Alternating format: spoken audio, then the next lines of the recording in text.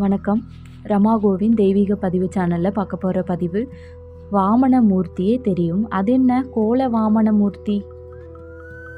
கோல வாமனமூர்த்தினா யார் அப்படின்றதையும் பார்க்க போகிறோம். மகாபலி மன்னரிடம் 3 அடி மண் கேட்டு உலகத்தையும் தனது கால்களால் அளந்த வாமனமூர்த்தியை நம் எல்லோருக்கும் தெரிகின்ற நிலையில் கோல வாமனமூர்த்தி எனப்படுபவர் யார்? அவர் எங்கே இருக்கிறார்? அந்த ஸ்தலத்தின் சிறப்புகள் என்ன? அங்கு செல்வதால் கிடைக்கும் நன்மைகள் என்ன அப்படின்றதையும் பார்க்கலாம். பகவான் மகாவிஷ்ணுவின் சிறந்த பக்தனாகிய மகாபலி என்னும் அசுரன் உலகை வெல்வதற்காகவும் இந்திர பதவியை பெறுவதற்காகவும் வேண்டி ஒரு சமயம் மாபெரும் யாகம் ஒன்றை நடத்தினார். அதையடுத்து மகாபலியின் யாகத்தை தடுத்து நிறுத்தி தர்மத்தை நிலைநாட்டுவதற்காக வேண்டி மகாவிஷ்ணு எடுத்த அவதாரமே வாமன அவதாரமாகும். மிக குள்ளமான வடிவில் புரட்டாசி மாதம் சுக்லபட்சம் திருவோணம் நட்சத்திரமும் துவாதசி திதியும் கூடிய தினத்தன்று கஷ்யப முனிவருக்கும் அதிதிக்கும் மகனாக பகவான் மகாவிஷ்ணு வாமனராக அவதரித்தார். குள்ளமான சிறுவனின் வடிவில் தோன்றிய பகவான் வாமனருக்கு பிரகஸ்பதி பூநூல் அணிவிக்க சூரியன் காயத்ரி மந்திரத்தை கொடுத்தார். பிரம்மா கமண்டலம் கொடுக்க சரஸ்வதி ருத்ராட்ச மாலையை கொடுத்தாள். மேலும் குபேரன் பிச்சை பாத்திரத்தை கொடுக்க பார்வதி அதில் முதலாவதாக பிச்சையிட்டாள். அத்துடன் இந்திரன் குடை கொடுத்தான் என்று பாகவதம் கூறுகிறது. இதையடுத்து மகாபலியின் யாகத்திற்கு சென்ற வாமனர் 3 அடியை தானமாக கேட்டு உலகம் முழுவதும் அளந்து தேவர்களை காப்பாற்றினார். மகாபலி சக்கரவர்த்தியிடம் 3 அடி மண் தானமாக பெறுவதற்கு முன்னதாக வாமன அவதாரம் எடுத்த மகாவிஷ்ணு சீர்காழிக்கு அருகில் உள்ள சிக்கல் என்னும் ஸ்தலத்திற்கு வந்து அங்குள்ள நவநீதேஸ்வரரை வழிபட்டு மகாபலியை அழிக்கும் ஆற்றல் பெற்றதாக கூறப்படுது. இதனால இத்தல பெருமாள் கோல வாமன பெருமாள் என்ற திருநாமத்துடன் தனி சந்நிதியில் அருள் புரிகிறார்.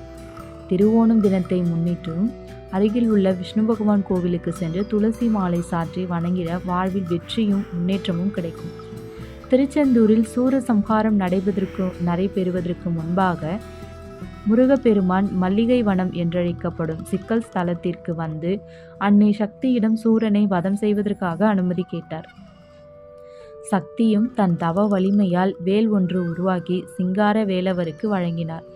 முருகப்பெருமானும் அந்த வேலை கொண்டு சூரனை வதைத்து அவனை மயில் வாகனமாகவும் சேவல் கொடியாகவும் ஆக்கி கொண்டார். முருகனுக்கு வேல் வழங்கியதால் சிக்கல் ஸ்தலத்தில் எழுந்தருளியுள்ள அம்மன் வேல் நெடுங்கண்ணி அம்மன் என்றும் அழைக்கப்படுகிறார்.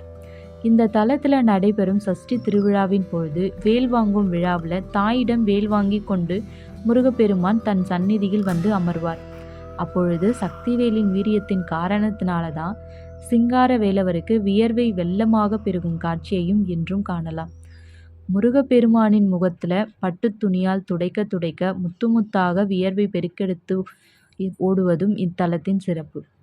இன்னொரு சமயம் தேவலோகத்துக்கு பசுவான காமதேனு தன் சாபம் நீங்குவதற்காக இங்குள்ள குளத்தில் வந்து குளித்த பொழுது குளம் முழுவதும் பாலாக மாறியது.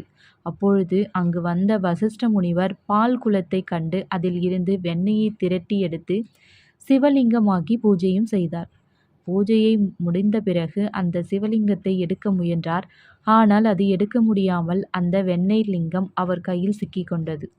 அதன் காரணமாகவே இத்தலம் சிக்கல் என்றும் காமதேனு நீராடிய தீர்த்த பார்க்குளம் என்றும் அழைக்கப்படுது.